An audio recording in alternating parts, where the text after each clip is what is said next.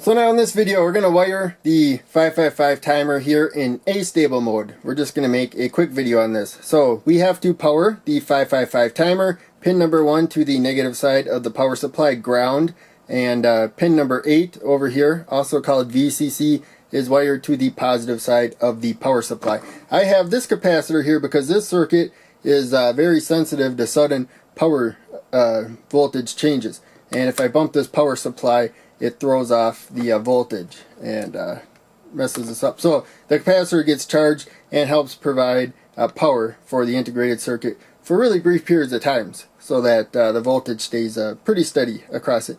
Now we also have the reset pin down here, pin 4. So the reset pin, if you give it a low input, basically if you connect it to ground is the simplest way to do that, then it resets the output, holds the output low. We do not want that.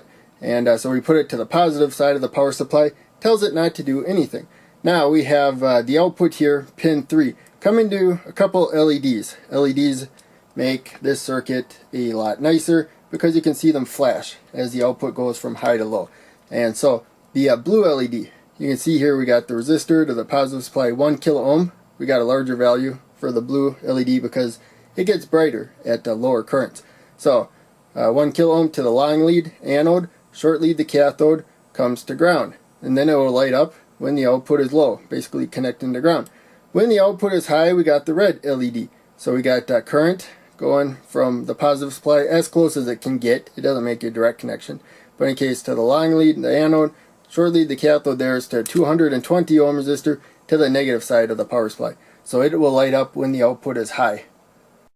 So now inside the 555 timer, there's a 3 resistor voltage divider across the power supply. And so one of them looks for 1/3 of the supply voltage. That's what pin number 2 is doing, 1/3 or less. And then the output goes high. And then we have the other input here, the threshold pin right there. It's waiting for that 2/3 supply voltage. And when it gets to 2/3 or higher, then it sets the output low right there. Also, when the output's low, this pin discharges to ground. It'll discharge the capacitor when we add it. Current will go through this resistor. And we're going to use a 10 kilo ohm resistor because I'm going to use a fairly small value capacitor. And the lower value components you use, the faster it's going to flash. The higher value, the slower it's going to flash. And you can balance it out. You can use one higher in value and the other in lower. So now we're going to add another resistor in series when it comes to the capacitor. And so there we go. We're going to leave a space here for a diode later on. And so that's going to add resistance to the capacitor as it charges. We're going to use the 47 microfarad capacitor. It's polarized. That side has to be more negative right there. And that is it for this circuit. We will see that once I turn the power on, it will just oscillate the LEDs back and forth right there. So it took a little while for the capacitor to initially charge, so the red LED stayed lit a little longer than it would normally. But now we have a steady pace. So this is not even right now. You can see blue kind of turns on and then turns off quicker than red. That's because we're charging through 2 resistors and discharging through 1. It discharges through there, go to the ground. The current through there also goes to ground.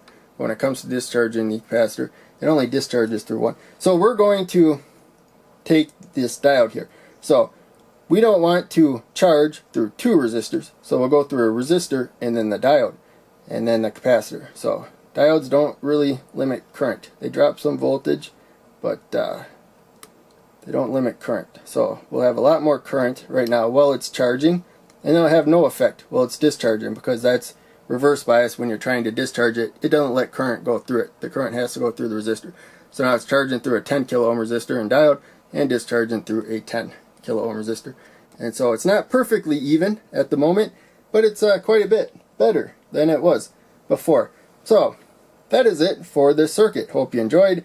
Make sure you check out one of the other videos I'm posting to the screen. Click like, subscribe, the bell, all that. Donate Patreon if you can. That helps out the most. I have links down in the description. But just watching videos helps a ton. Thanks for watching them. I'll see you in the next video.